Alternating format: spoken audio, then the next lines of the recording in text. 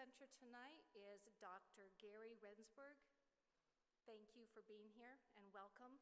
He holds the rank of Distinguished Professor at Rutgers University in New Jersey, where he serves as the Blanche and Irving Laurie Professor of Jewish History in the Department of Jewish Studies, and he also serves in the Department of History.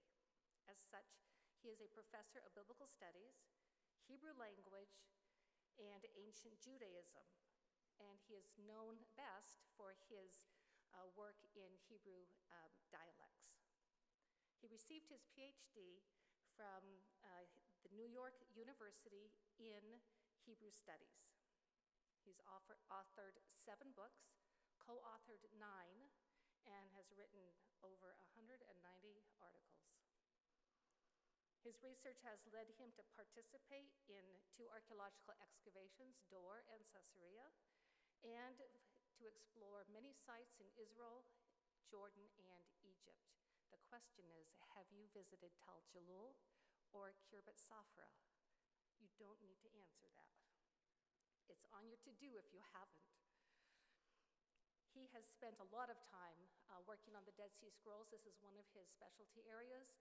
And as a result, he's spent many seasons working and exploring in the area of Qumran. Tonight, Dr. Gary Rensburg will present on the topic entitled Narrative, Coherence in Genesis 37, Exodus 14, and Numbers 16. 3 confusing texts reflecting confusion at the moment. Welcome, Dr. Rensburg.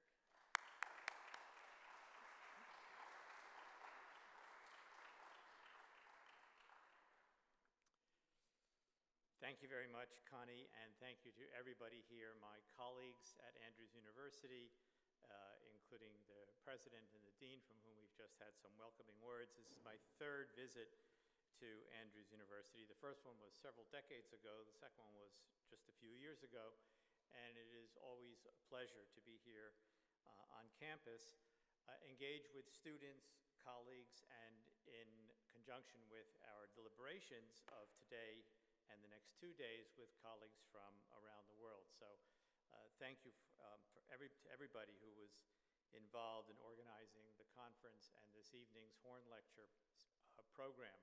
I don't think I have to tell you that programs such as this have so many moving parts. It's always a pleasure to see everything going smoothly.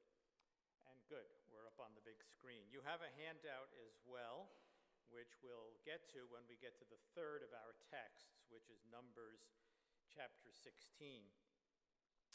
Now, I think most of you know, but it's worth mentioning again, regardless, to make it state the explicit, that the field of biblical studies, or more specifically Pentateuchal studies, study of the Torah, is split into 2 kinds of scholars. Those who read it holistically, what I call macroscopically.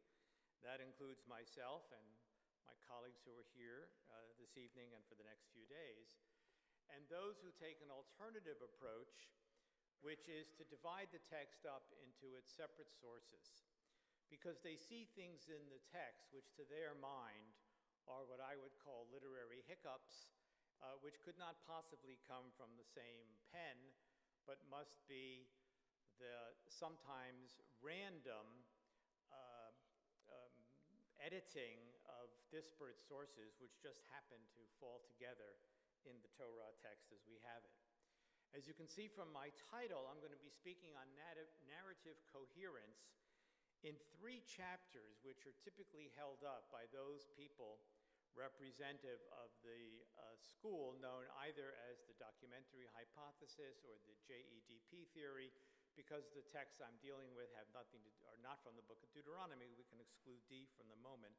But regardless of that, we are looking at, to anticipate my overall conclusion, coherent text if we were only to educate ourselves on how to read an ancient text without bringing our biases, perhaps from our modern world. So let's begin with Genesis 37.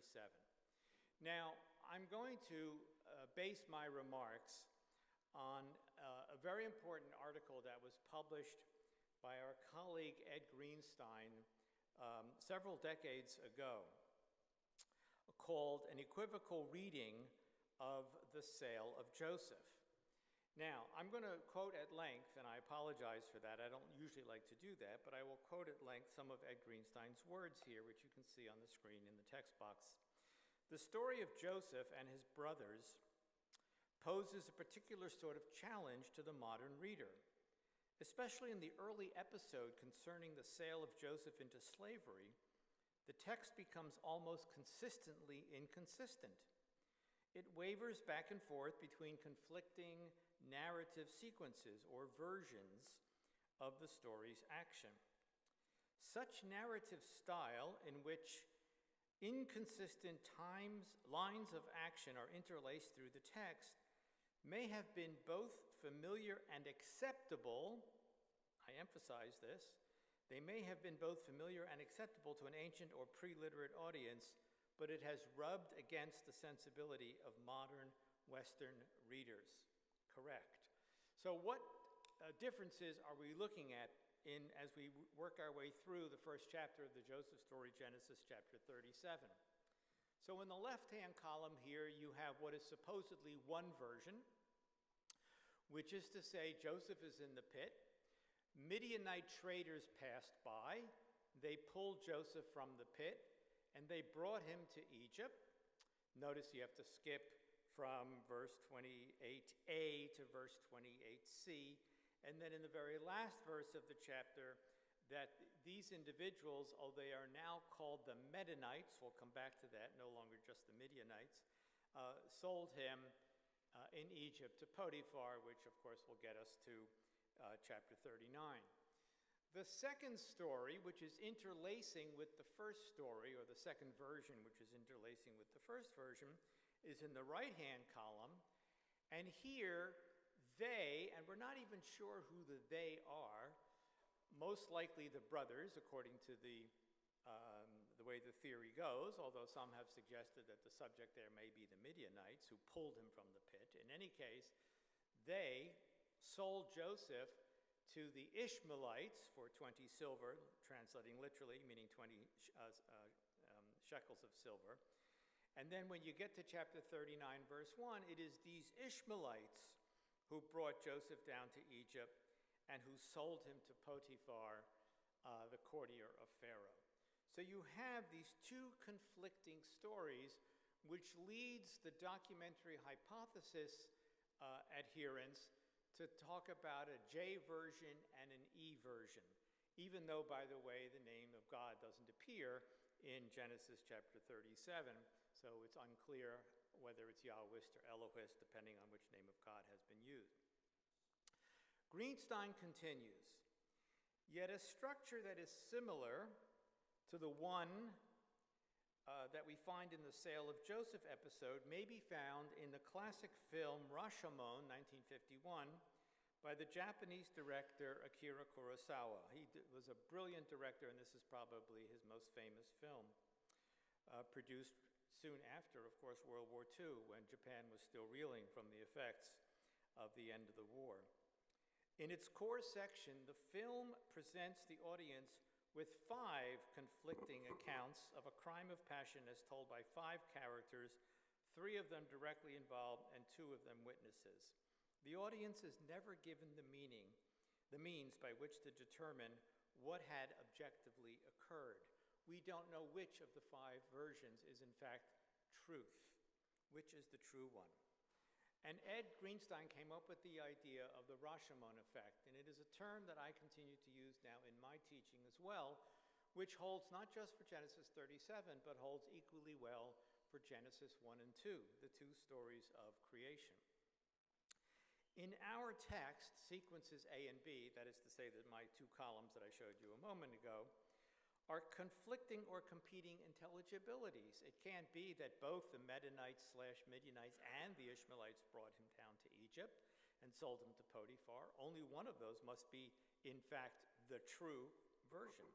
The structure of the narrative, which juxtaposes components of sequence A with sequence B, produces the very sense of ambiguity and conflict that is conveyed by the actions delineated within two sequences. The two sequences are thus played off against each other in terms of narrative arrangement and action sequence. In fact, as Greenstein further noted, Joseph himself tells two different versions of what transpired, and he was actually there, obviously, which is to say, in Genesis 45, verse 4, he tells his brothers, after he reveals himself in that extremely poignant moment, I am Joseph, your brother, whom you sold to Egypt.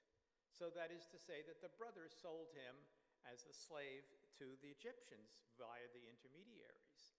But earlier, when he's in prison, in chapter 40, he says, for I was indeed stolen from the land of the Hebrews. That is to say, and even though I did nothing wrong, and they put me in the pit, meaning the pit he's now in, the jail, although he had already obviously been in a pit earlier as well.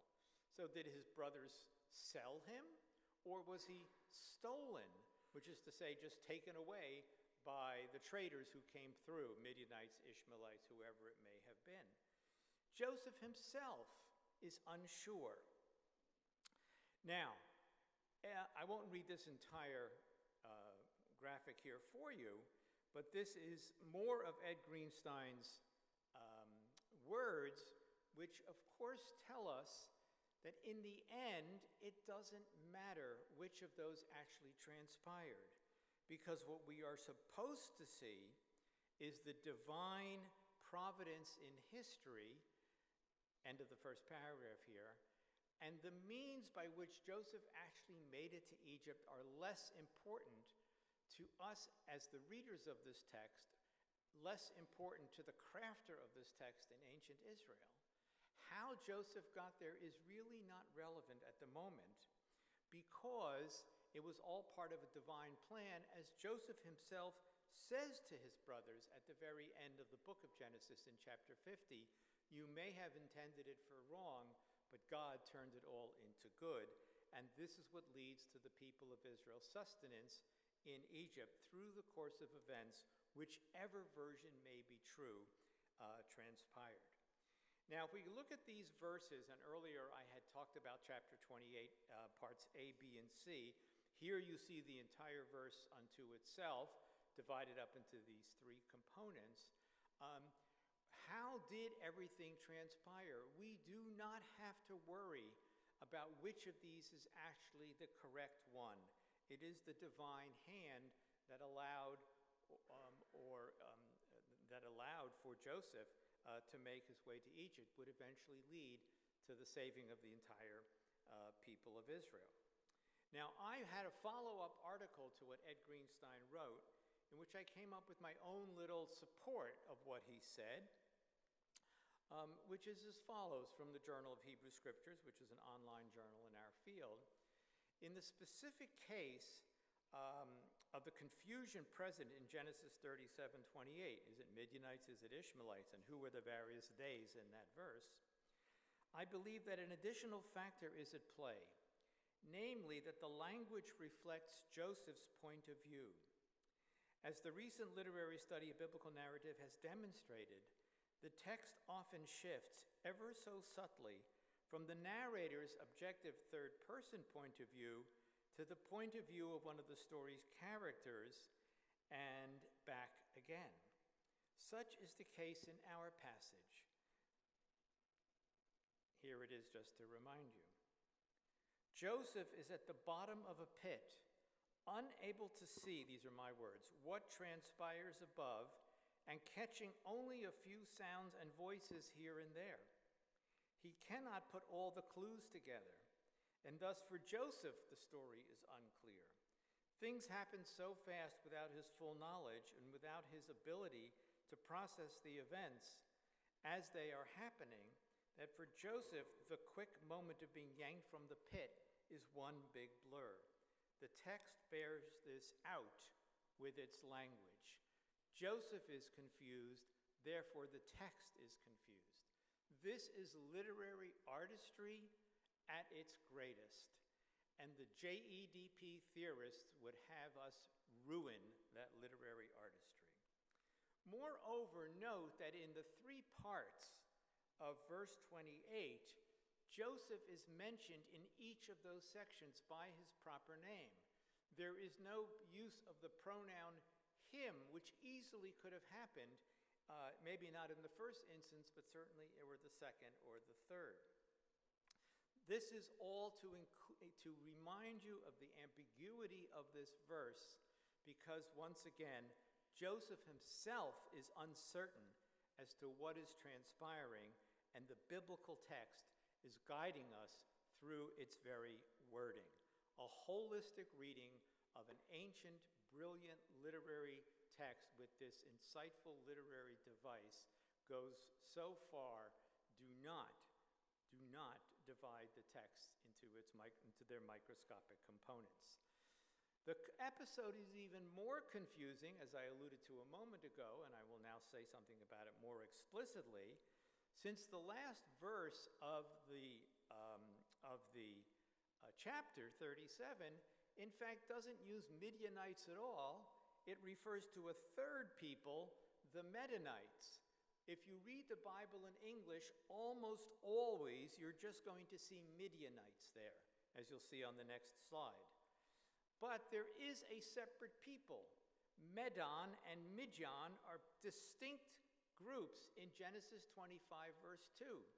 So when you get to Genesis 37, the confusion is even more. It is even greater than simply Midianites versus Ishmaelites. Translate the last verse of Genesis 37 accurately, translate it as Medanites. This is a point totally lost on the purveyors of the source critical analysis, and as I said, bottom text box here, almost all English translations, from the King James Version down to the RSV, down to the New International Version and beyond, including those one-person productions, the beautiful translations of Everett Fox and Robert Altered, both of which I highly commend to you, also use Midianites here, even though the text is clear. Fox at least has a footnote on that.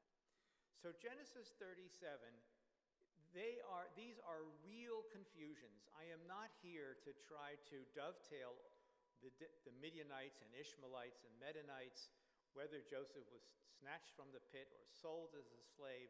All of those options are present, and we are not here to solve them. We are here to retain them and to understand that this is Joseph's point of view, a confused text in a moment which is for Joseph a moment of great confusion. On to my second text, Exodus chapter 14. Great minds think alike, because you're going to hear from my colleague Joshua Berrien after I am concluding, and he is going to focus solely on Exodus 14. We didn't plan this, so I'm going to hand off that chapter to him, but just to say a few words about what's going on in Exodus 14. It is another chapter filled with confusion, and you all know the story. The Israelites have left Egypt. Pharaoh has changed his mind. He has sent the army out to pursue the Israelites in the wilderness, and the Israelites are trapped. They've got the Sea of Reeds in front of them. They've got the Egyptian army behind them. There is chaos in the camp. They're asking Moses, why did you take us out of Egypt so that we would die here in the wilderness? In one of those great passages, by the way, were there not enough graves in Egypt? If you've ever been to Egypt, all you see are tombs, right? Were there not enough graves in Egypt that you took us out to have us die here in the wilderness? This is all inherent to Exodus 14, and the text once again segues into this confused interlacing of different versions of what's happening, but of course, it's the chaos of war. It is the confusion that you're supposed to see there. This is what I wrote in an article, in a contribution to Ed Greenstein's Festschrift, a volume of studies in his honor, where I picked up on his story, his article on Genesis 37, had a little bit to say about it, and then also went into a very short paragraph here about Exodus 14. And what I say there is, Relevant to Exodus 14 is the Sea People's invasion of Egypt during this very time period, according to the way I would date the Exodus. And as I say here at the bottom, well, actually, we should start a third of the way down. This approach, meaning the documentary hypothesis, fails to take into account the content and setting of the story: war, horses, chariots, armies, panic, fleeing, tumult, military camps, and so on. Such is the storyline, and such is reflected in the non-linear language. One might as well attempt to give a linear reading from the battle reliefs of Ramses III at Medinat Habu. Just as the artist has captured the tumult of war in pictures, so has the author of Exodus 14 accomplished the same with words. And here you see a line drawing of Ramses III fighting the Libyans from his mortuary temple at Medinat Habu on the west bank of the Nile opposite Luxor. And here he is fighting the Sea Peoples. The upper right there, these are line drawings, and you can just see the boats. The Sea Peoples are invading in boats. And this image, the chaos of war, and this image with the chaos of war, imagine trying to describe that. You cannot. The artist has portrayed it accurately. The author of Exodus 14 has done so as well.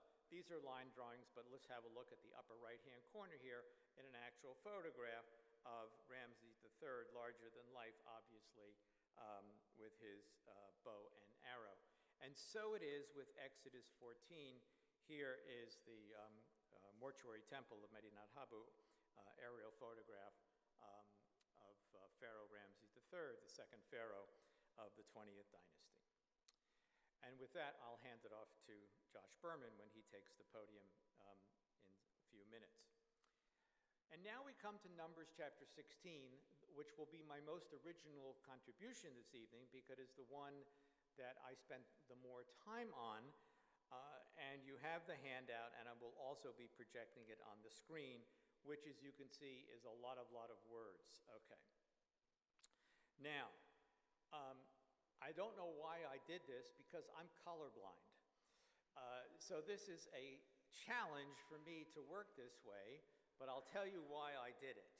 As you can see at the bottom of the second page in on the handout, I took the coloring from the Torah.com website. If you're not familiar with the Torah.com, and many of the individuals in this room have written essays for them, there are weekly essays on the reading of the Torah for that given Shabbat. And in addition to that, there are certain larger essays that delve into issues in the study of the Torah, including a series of essays done by the editors of the Torah.com website devoted to Numbers chapter 16, where they presented the text color-coded as this: the blue as the Yahwist or J source, the red as the P source, the priestly source, and the black in italics as the hand of the redactor, the one who is ultimately responsible for compiling the whole thing. So here you have it on the screen, but you also have it, of course, closer to hand in the handout. Now, that's the fourth part. I have 4 images that I just showed you. One of the purveyors of the division of the Torah narratives into their distinct sources is Richard Elliott Friedman, and his book, The Bible with the Sources Revealed, is the best avenue to understanding how the JEDP theory works. And it's also color-coded, except his colors, if I have this correct, are the opposite of the colors of the Torah.com website. So I'm just showing it to you just to show you how he has done this and how he does this. But we're going to use the colors on my handout before I get too further confused between the various blues and reds here, but I just wanted to call that to your attention. Other scholars go further. They don't think there are just 2 sources, or they may have 2 sources, but they will have even further redactional levels. Yisrael Knoll of the Hebrew University divides the P material into 2 strata, the core P and a secondary P, which is to say that in the end there actually are three different sources that were woven together by the redactor. And David Frankel, who teaches at the Schechter Institute in Jerusalem, uses a redactional approach as well. He goes back to the two prime sources that I've been talking about, but he believes that he can actually show the four redactional stages. That is to say, this is the core story, this was then added, this was then added, this was then added. These are all excellent scholars. They're all perfectly good biblical scholars. Their Hebrew is fluent, and yet I simply do not understand, with all due respect to their work, how they are able to be so certain about the reconstruction of the text. All we have is the text in its final form, and that is what we should deal with. Sticking with the JEDP theory, or in this case, JEP, in the book of Numbers chapter 16, the other leading purveyor of the theory in the US is Joel Baden of Yale University. And I just observe here that Friedman and Baden can't even agree that the non-priestly source, to the identity of the non-priestly source. Friedman considers it to be J, the Yahweh source. Baden considers it to be E, the Elohim source. I would love to have the two of them in a room and have them discuss this, and I don't know why or how they come to different conclusions. Because I'm not one who buys into the theory, but I would love to hear a dialogue between them. If you go back more than a century, the great S.R. Driver of Oxford simply called it J.E., which is to say not priestly, and in fact more and more scholars seem to be returning to that, not using the label J.E., but simply calling it non-P or non-priestly. Now, I do not intend to minimize the issues in number 16. They are real, they are present in the text, they are there just like the issues I showed you in Genesis chapter 37 regarding Joseph. There are two revolts, there's no doubt about it. One of them is led by Korah of the tribe of Levi, and his complaint is directed against Moses and Aaron, and it regards who may serve as a priest. The second one is led by Datan and Aviram of the tribe of Reuben, and their main complaint is the misguided exodus from Egypt, which they have the temerity to call Eretz Zavat Halav Udvash, a land flowing of milk and honey. That's the land, of course, to which they are going, not the land to which they have come. And so they are two different uprisings against Moses happening, or Moses and Aaron, happening in the same chapter.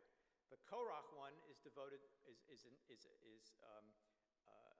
the object of their complaint is Moses and Aaron, because Aaron is the priest and they're debating the whole issue of priestly status, where the Datan and Aviram one is what I might call more of a civil, it's uncivil, but like a civil governmental authority of Moses. So here they are out in the wilderness. You've had enough texts on your screen, so I think it's once in a while good to remind ourselves of where these things are taking place. And in fact, the photos that I'm showing you, this one and the next one, are my own photos during my own trekking through that region. There is nothing more beautiful than the desert regions to the south of Israel, in that dry, arid, unsufferable at times landscape. It really is where the Bible truly comes to life, because so much of the Torah's narrative, of course, takes place there. Now, the difficulties in chapter 16 are seen already in verse 1. And Korach, son of such and such, and Datan and Aviram, sons of Reuben, the verb took goes with the first group, or with Korach, but there's no object to it. And the second group doesn't have an object. Who or what did Korach take? Are the Reubenites also to be seen as the subject of the verb took? This is a question that has never been resolved. And so here is a coherent reading as you go into verse 2, but of course the vav, the word and, at the beginning of the verse 2, wouldn't fit if you have these separate sources, And so the division into P and non-P, whether it be J or E, even goes so far as to take a single Hebrew letter, which I've bolded and enlarged here for you, and to say that that's the hand of the redactor, and you see the word "and" now at the bottom of the screen. This is simply too much to bear, at least for me as a reader of literature. Note further, these are actual, I agree that these issues occur in the text. When Moses first speaks in verse 5, he addresses only Korach and his congregation, and in verse 12, he calls to Datan and Aviram with no mention of Korach, right? There are these two interwoven complaints, rebellions. And when they do occur, all three together, right, once again, the P and non-P documentarians will say, well, that's because the redactor has already smoothed it out and has put all three together, hence the black italics and parentheses to show you the work of the redactor. Now imagine the scene. The various murmuring accounts throughout the Torah culminate in number 16 with the full-blown outburst by the various malcontents over a variety of reasons. Chaos ensues with the Korach group attacking Moses and Aaron, and with the Datan and Aviram group confronting Moses over his secular leadership. The author of number 16 takes full advantage of the scene to demonstrate his literary virtuosity by presenting the two stories jointly, as for in real life the rebellions were blended together, and so they are in their literary portrayal. Now, the purveyors of the JEDP theory will have none of this, because everything has to be smooth. There can be no hiccups in a text. Perhaps the following analogy will help you, ice hockey fans. The ice hockey referee drops the puck at the start of the game, and a line brawl ensues. The first two combatants become the focus of your attention, but immediately there are other players paired off. If you're watching live in the arena, you don't know what to watch. If you're watching on television, you're beholden to the director, who is directing his or her cameraman what to show. Can you imagine how a transcription of these several minutes at the beginning of a hockey game would appear?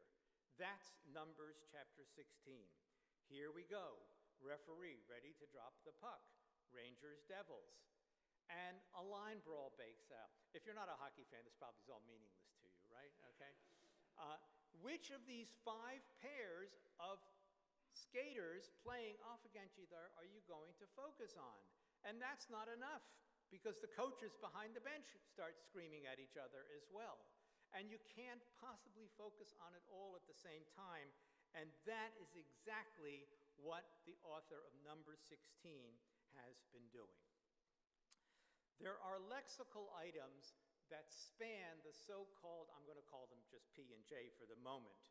So these Hebrew words, rav, much, and ma'at, little, are used 3 times, as you see here in the P narrative, but one of them also appears in the J narrative, where you get the same words resonating once another. But of course, the people who read the text, dividing it up, miss the repetition of these key words. The word Adah, meaning congregation, is supposedly, according to Friedman, used only by P, without a single exception, he says. But in fact, it's incorrect. There is one place where the word Adah appears in a non-P source, and it's here in our story in number 16, verse 26, where it's in the blue in the J source, where the word Adah, congregation, is used. I don't think anybody has explained that, but a holistic reading would explain it very, very well. The word kahal, a synonym of the word Adah, which I translate as assembly, appears once in P and once in J. The word mishkan, tabernacle, the priestly source uses it throughout the book of Leviticus and elsewhere to refer, of course, to the portable shrine in which the worship of God will take place. It's very strange, accordingly, that according to the division of this chapter into separate sources, that the word mishkan would be used by the priestly author to refer to the tents of individuals in our story. It runs counter to the entire idea that the priestly source would use this term, this key term, only for the actual tabernacle. The verb Allah, to go up, echoes in our story along with the verb yarad, to go down. When Moses calls for Datan and Aviram, they say, "We will not go up, lo na'aleh." And they say it twice. And in the middle of that, there's another use of that verb as they're speaking to Moses. And of course, in the end, they are the ones who go down to Sheol. Right? So these are key words that are being used. But it is also used in the priestly source, according to the division here, in a very unusual way, where these two words, I'm going to skip a little ahead in the interest of time here, where the same root appears in a very atypical use in my bottom text box here, and you can see the different colors. This is a very unusual use. For those of you who know Hebrew grammar, these are nif'als of the root Allah, which is very rare. These are the only two places in the Torah where they're used, with the exception of when the cloud is lifted and the Israelites would travel. So these are words which are being interwoven throughout the two so-called sources. And then what's this whole thing about the donkey when Moses says that in defending himself, I have not even taken one donkey from them. Nobody has a good understanding as to which source this belongs. This is a meme not only in the Bible but elsewhere in the ancient world, because it appears also in the book of Samuel, when Samuel talks about such things. I never took a donkey, although he mentions other things. And it's actually used in an Amarna letter as well from the late Bronze Age, where the person also refers to the fact that he never took a donkey. And because we're tired of looking at words, let's remember how beautiful this animal actually is.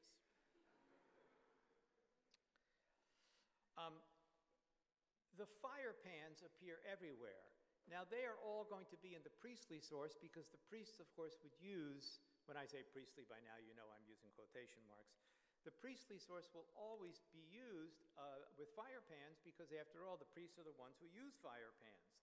But there are multiple instances where Moses tells Korach and his followers, who are Levites but not priests, to come and bring their fire pans. And so, what do we do with that? Well, this is why you get scholars with those various redactional layers, including Knoll and Frankel and so on, who believe there are different ideas, different levels of P here. And once again, just to remind ourselves, this is for you, Connie, fire pans found at Tel Dan, archaeological site, very important one in the far north of Israel. That's the altar site right there. And on that site from the 9th century, from the 9th through the 8th century, these fire pans have been found, and also depicted on various synagogue mosaic floors, including the one you see here from Tiberias. There are simply doublets throughout the text that I'm not going to whitewash. They're there, and it, in fact, goes to the very end of the chapter. Note the double punishment of Korach and his followers. In verse 32, the earth opened its mouth, and it swallowed them and their households, and every human which was to Korach and all their possessions. But then in verse 35, the last verse of the chapter, and you see on the handout all that's illustrated there for you, the fire went out from the Lord and consumed the 250 men offering the incense. That would have been Korach's group. So two different punishments for Korach's group. Well, of course, the response by the JEDP theorists is to simply take the which was to Korach in verse 32 and assign it to the redactor, the compiler, the editor. It wasn't there originally because he doesn't belong in the J story, and therefore his punishment would be per the P story in the last verse. Any commingling, accordingly, must be the result of the redactor's editorial hand, as opposed to just seeing what you have. A confused text, I repeat, to reflect the confusion of the moment. A coda. 10 chapters later, in Numbers chapter 26, you have the census, the second census in the book of Numbers, from which the book of Numbers actually gets its English name. And when you get, and that is supposedly a priestly source, Numbers chapter 26. But when you get to this section here of members of the tribe of Reuben, you get Datan and Abiram, chosen of the congregation, I'll come back to that in a moment, who contended against Moses and against Aaron in the congregation of Korach. But wait a minute. They didn't contend against Aaron. They only are you totally confused now? Because you're supposed to be. They only contended against Moses, not against Moses and Aaron. But now apparently they've joined the Korach group, as it says here, 10 chapters later. And the earth opened its mouth. This is the second time we're learning about this, and now in chapter 26. And it swallowed them and Korach at the death of the congregation, and so on. But of course, this is now seen by those who divide the text as part of the redactor, who is trying to dovetail the two stories in 16 now with this notice in 26. Somewhat strikingly, my last image here, Datan and Abiram are called in the Numbers 26 passage, Kri'ei Ha'edah, chosen of the congregation. In Numbers 16, it was Korach and his followers who were the Nisiei Edah, Kri'ei Moed, Anshe Shem, chieftains of the congregation, chosen of the community, men of renown. The two rebellions truly have merged into a single unified account. The author of all of this material intended Numbers 16 to be a single story. We are supposed to read this holistically. Ditto for Genesis 37. Ditto for Exodus 14. Ditto for all the narrative texts of the Torah. Thank you very much.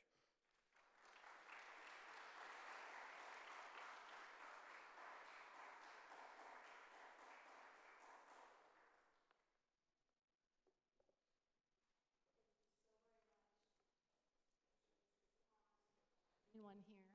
Thank you for that very rich presentation.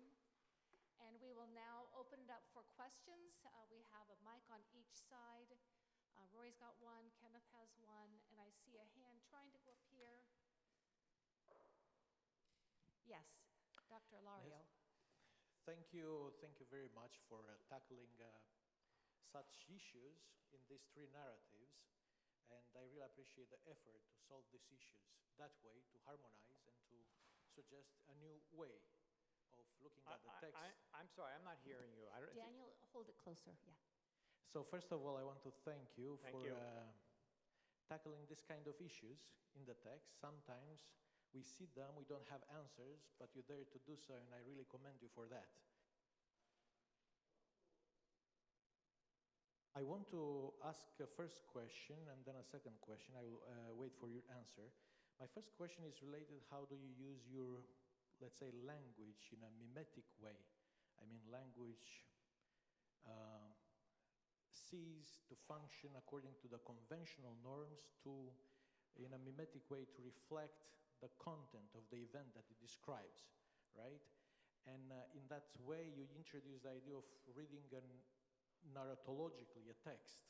And you argued, for instance, that Joseph, in the case of Genesis 37, we have there the Joseph's point of view. However, someone may read those verses as being the voice of the narrator, not necessarily the standpoint of Joseph. And in that case, when he tells Ishmaelites, Midianites, in the span of one or two verses, where there is no, let's say, standpoint of Joseph necessarily, so then raises the question, how do you use, let's say, this narrative approach to support, let's say, this cessation in the conventional usage of the language? And next to that is the issue that you have, let's say, other words or other tumultuous events described in the Bible, and the language doesn't cease to work according to its, let's say, that way, where you don't see contradiction necessarily.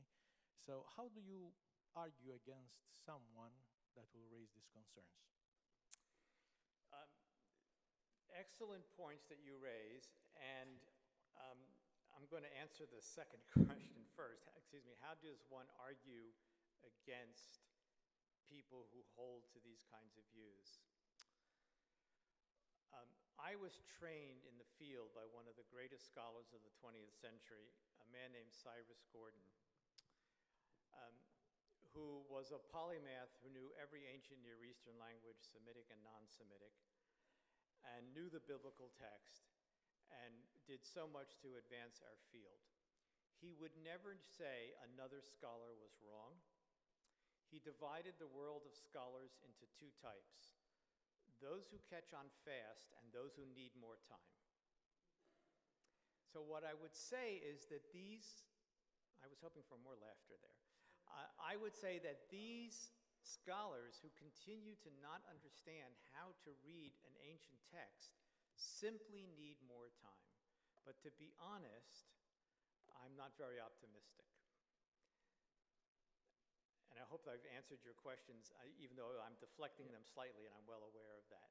Yeah, In other words, it's just simply a way of knowing how to read a text versus bringing your preconceived notions onto how and what a text should look like.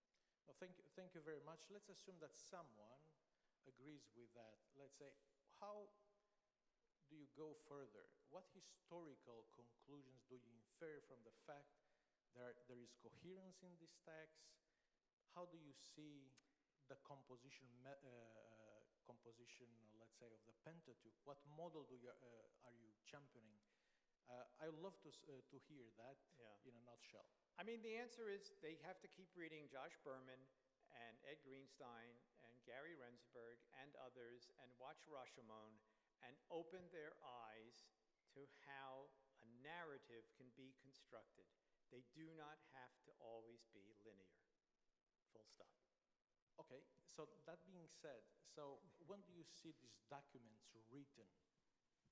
When? Yes. Oh, the question composed. of when, I've published more on the when than other issues. I see the Torah as a product of the 10th century, the time of David and Solomon, as an effort to create a unified national history, bringing 12 disparate tribes all together under a newly formed united monarchy. Based on earlier materials, whether they were prose or poetry or oral or written, I am unsure, because again, all we have is the final form of the text, but I would see it as a product of the 10th century. And we can show this for Genesis in particular, and some of the other books of the Torah less so, I admit. Nick, thank you. Tell us your name. The name is Odika. Thank you very much for the presentation. I just have two simple questions. The first one is, I just want to make sure that I followed you in the presentation. So, are you saying in the presentation that the author in those texts is deliberately using confusing literary tactics to represent the events that he is describing? Yes. Thank you very much. Right. So I followed you well. And I don't think I used the word deliberately, so I thank you for introducing the word deliberately into the question. Yes, deliberately. All right. Thank you very much for that. So how is this strategy used outside of the Pentateuch, if it is? Is it used in other literature? Is that what you're asking? Yes, so other biblical literature outside of the Pentateuch. Oh, Thank outside of the Pentateuch. That's an excellent question for which I do not have a ready answer, but I'm sure the answer is yes, as we begin to look at narratives in Joshua, Judges, and Samuel in particular, which are using the same kind of literary style of the narratives in the Pentateuch, but I don't have a ready example for you.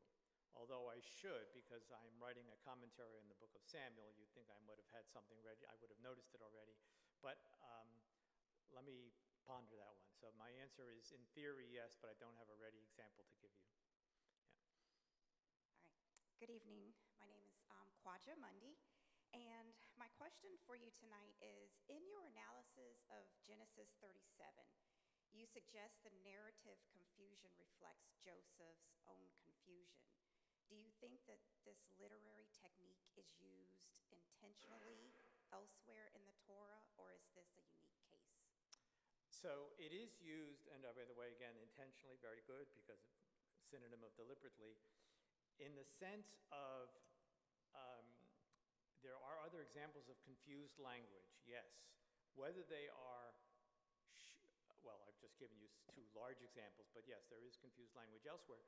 Whether they are portraying the confusion in the mind of a character, I don't know if we have another example of that, which I think is what you're asking specifically, although I would again need to go back and look at some of the examples about which I've published. So I'm assuming the answer is yes, but again, as I just said to the gentleman, I don't have a ready good example for you.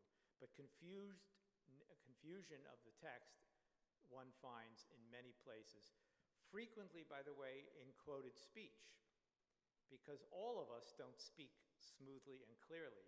We all stumble at times, right? So yes, you will see confusion in direct speech, and you will also see it in the narrator, as I've just indicated.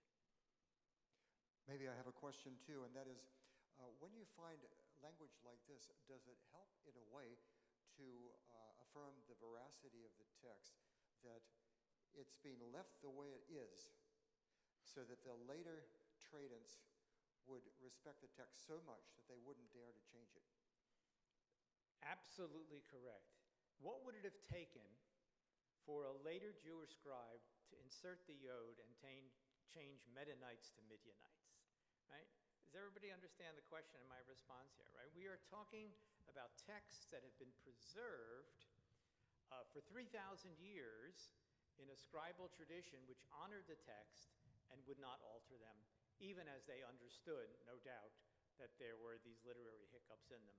They may not have, they read them holistically, but they may not have read them through the literary eyes, because, of course, they weren't engaged in the study of literature. But if you've been taught to read Shakespeare or Jane Austen or whatever and appreciate the text, you begin to understand that these are how great writers write great texts. Yeah. And the preservation of all of that material is quite remarkable, a testimony to the authenticity of the scribal tradition. We have a question here from Dr. Berrien. Well, actually, I want to give an example of confused writing elsewhere in the Bible that I think reflects a confused state amongst the people. At the end of the book of Joshua, you might recall that Joshua he releases the tribes that are meant to take residence now on the other side of the Jordan, 2.5 tribes. And when they leave, there's a great tension within the people. Are there going to be now 2 nations? Will it remain 1 nation? Will those that have gone to the Transjordan assimilate with the other cultures that are there?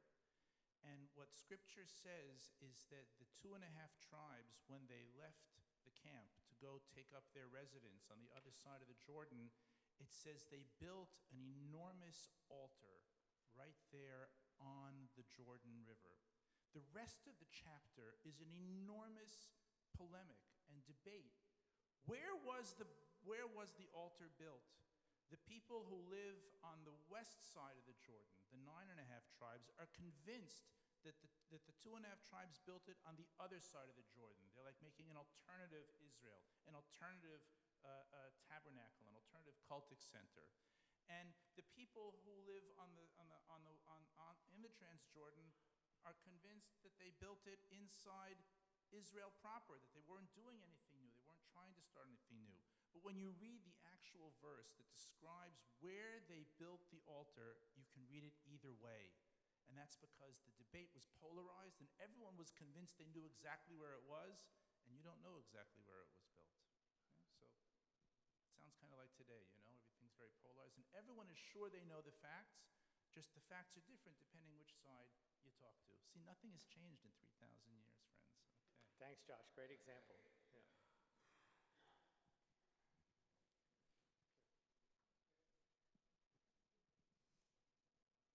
Thank you for the presentation. I really appreciate it, and I learned a lot. I have sort of two questions. And the first one, I just want some clarification. Are you saying that the Midianite in Genesis 37 is meaning not the person descended from Keturah, Abraham's second or concubine? The Midianites and Medanites are two closely related groups who are both seen as tribes derived from the sons of Keturah. Okay. But the text in Genesis 25, when it lists them separately, and when Genesis 37 mentions them, they are referred to with their appropriate names, and you shouldn't hide the Medanites in an English translation and say Midianites. Okay. Right. Thank you. So,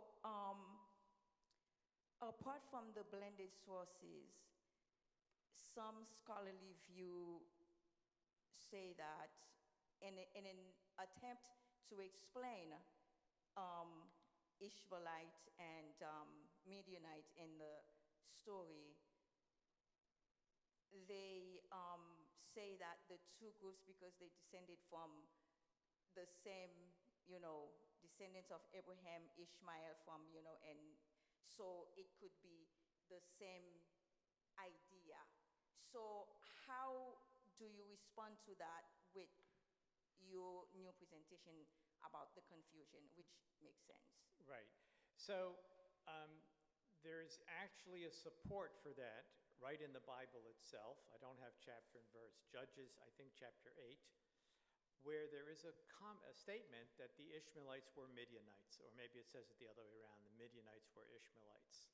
I think it's in Judges 8, if I recall. So, in fact, that has been the reliance, that side comment in the book of Judges is actually used already by medieval Jewish commentators to explain the problem of Midianites and Ishmaelites, and some modern scholars as well, that they are indeed one and the same, and different names are being used for the two. I prefer not to use that possible solution to the problem, because even if you do, it still doesn't resolve the Medanites issue, which was the first part of your question. So hopefully I've answered your question there. Yeah. Thank you so much for this rich discussion, and thank you for participating. We're going to move now to the second part of our